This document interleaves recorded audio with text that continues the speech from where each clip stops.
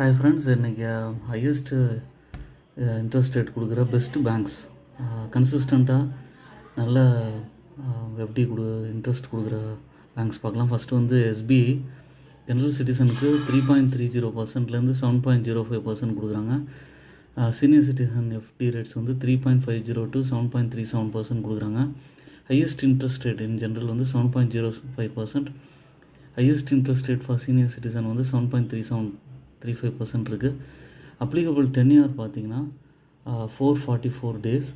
அதுக்கப்புறம் வந்து ICICI bank இவங்க ஜென்ரல் சிட்டிசனுக்கு 3% to 6.85% எஃப்டி ரேட்ஸ் இன்ட்ரெஸ்ட் கொடுக்குறாங்க. சீனியர் சிட்டிசனுக்கு 3.50% to 7.35% கொடுக்குறாங்க. ஹையஸ்ட் இன்ட்ரெஸ்ட் ரேட் வந்து ஜென்ரல் சிட்டிசனுக்கு 6.85%. Highest interest rate for senior citizen வந்து 7.35%. அப்ளிகபிள் டென்யூர் வந்து பார்த்திங்கன்னா உங்களுக்கு 18 months to 2 years. மூணாவது பேங்க் வந்து பார்த்திங்கன்னா HDFC bank.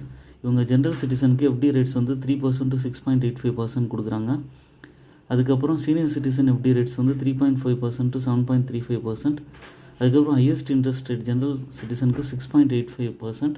Highest interest rate for senior citizen வந்து 7.35%.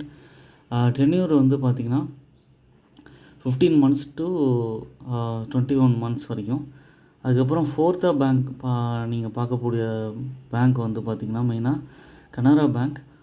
இவங்க வந்து ஜென்ரல் சிட்டிசனுக்கு எஃப்டி ரேட்ஸ் வந்து 4% to 7% கொடுக்குறாங்க.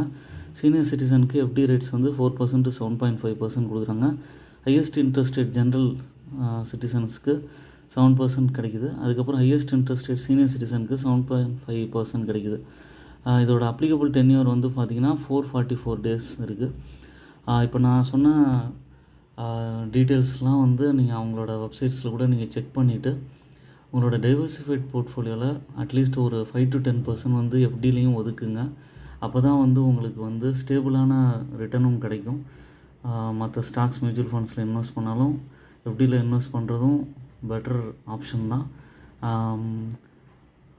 எப்போவுமே வந்து போர்ஷன் ஆஃப் த அமௌண்ட் ஒரு உங்கள்கிட்ட வந்து ஒரு 5 lakhs இருக்குது அப்படின்னு சொன்னோம்னா அட்லீஸ்ட் வந்து ஒரு 50,000 to 1 lakh வந்து எஃப்டிக்காக இன்வெஸ்ட் பண்ணலாம். என்னோடய சேனலை சப்ஸ்கிரைப் பண்ணுங்கள், லைக் பண்ணுங்கள். உங்களோட இன்வெஸ்ட்மெண்ட் ஜேர்னியை தொடர்ந்து கண்டினியூ பண்ணுங்கள். என்னோடய எல்லா வீடியோஸும் தொடர்ந்து பாருங்கள்.